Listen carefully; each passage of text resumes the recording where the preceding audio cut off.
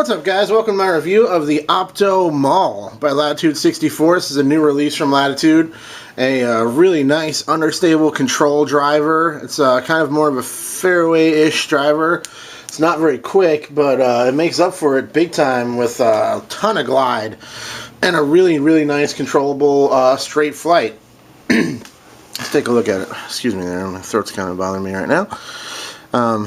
Pretty disc. I like the stamp they go with. I think if I was going to keep this, I'm going to try to remove that and all this and just leave that really cool medieval image there. I think that would look kind of cool, but give you a look at the rim design of this guy.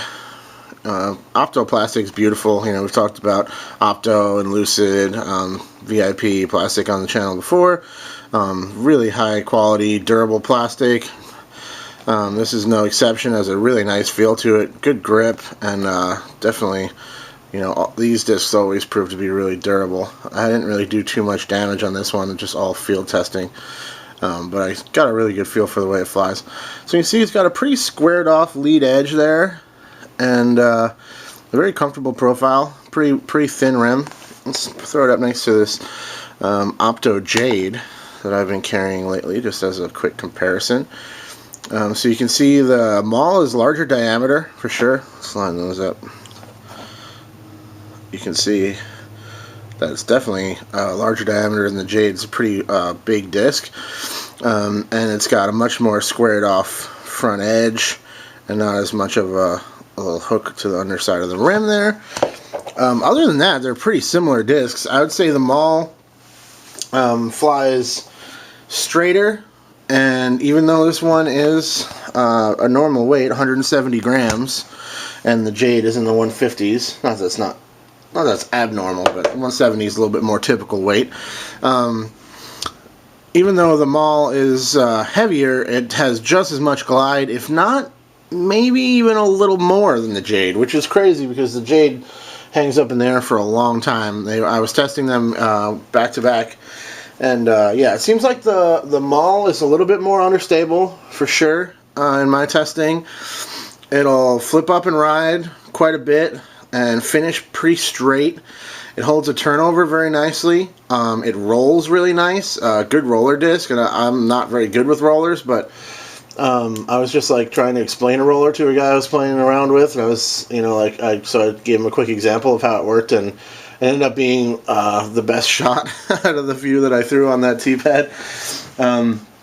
Blue Lake hole 1, great roller hole if you got it in the bag. But so yeah, I do really like this disc. It's presenting somewhat of an issue for me because I'm already carrying the Jade. I love it for tailwind, just kind of finesse straight shots that just hold really straight when you throw them on a hyzer flip. For me, this thing just goes really, really straight. It always seems to finish back to the left just a little bit, and it's for how much glide and distance it has, and how easy it is to get it out there. It's still really pretty trustworthy. I haven't had very little trouble with it like flipping over completely through a nice smooth line. The Maul is extremely similar, and I'm really not sure which one I'm going to keep. I gotta be perfectly honest with you guys. I'm not sure. I feel like there's only one slot in my bag for this kind of flippy tailwind, kind of understable, fairway-ish driver. And yeah, I'm really not sure which one is going to stick around. I do really like them both, but so yeah, the Maul, great feel in the Opto plastic. Got a great stamp on it. Opto plastic's really durable, beautiful color, super easy to spot out there in the woods or in the field or wherever you are. Really comfortable rim profile and a great disc. I think this would be a really good disc for anybody who doesn't have a big arm, more finesse type throwers. Maybe you've only been playing for a little while, you started out with putters and mid-ranges, you want to step it up to a driver.